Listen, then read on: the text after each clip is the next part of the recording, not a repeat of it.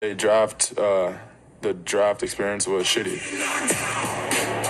With the 5th pick in the 2021 NFL Draft, I can tell you all 16 receivers and where they went to college. Jamar Chase, LSU. Jalen Waddle, Devontae Smith, wide receiver, Alabama. Kadarius Toney, Florida.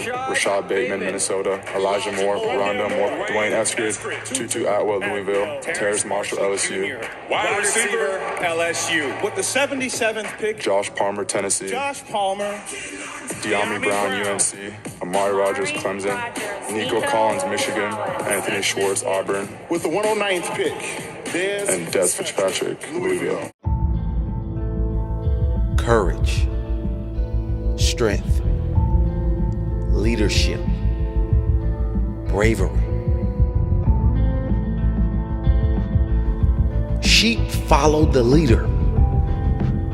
They follow the herd. They don't know where they are going. Many times they are led to the slaughterhouse, but they keep following. They don't lead. They don't use their mind. A lion leads. It's about having the courage to stand and fight for your life, having the strength to go bravely in your own direction, even if others walk away.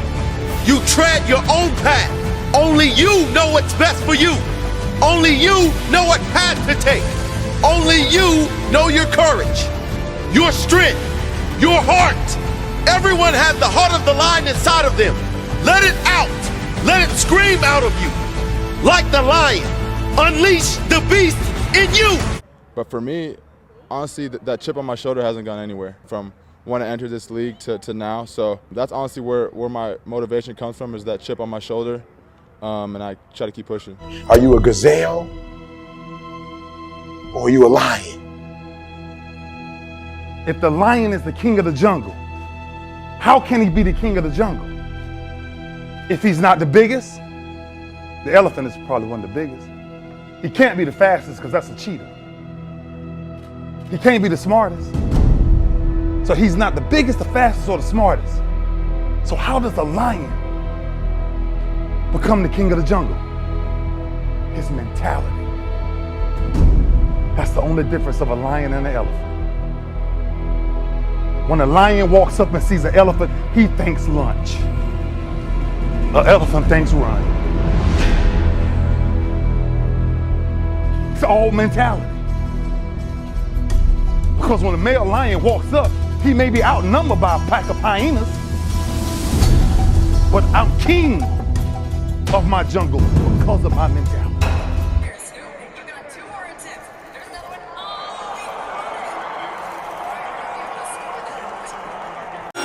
What's up? How y'all doing?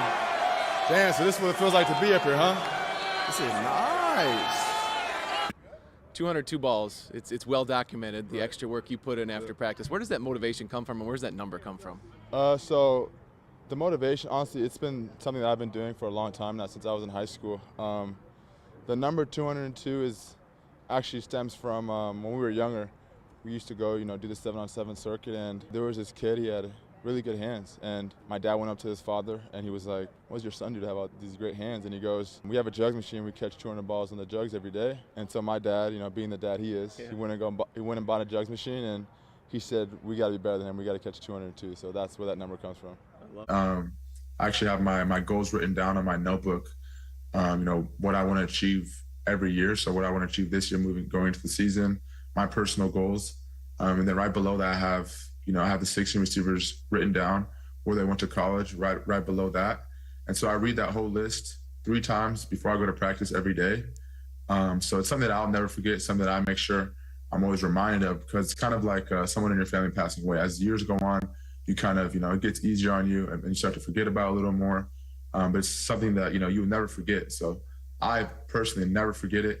And being able to have that on my notebook every time I go out to practice, just to make sure I'm staying focused and never forget what happened to me.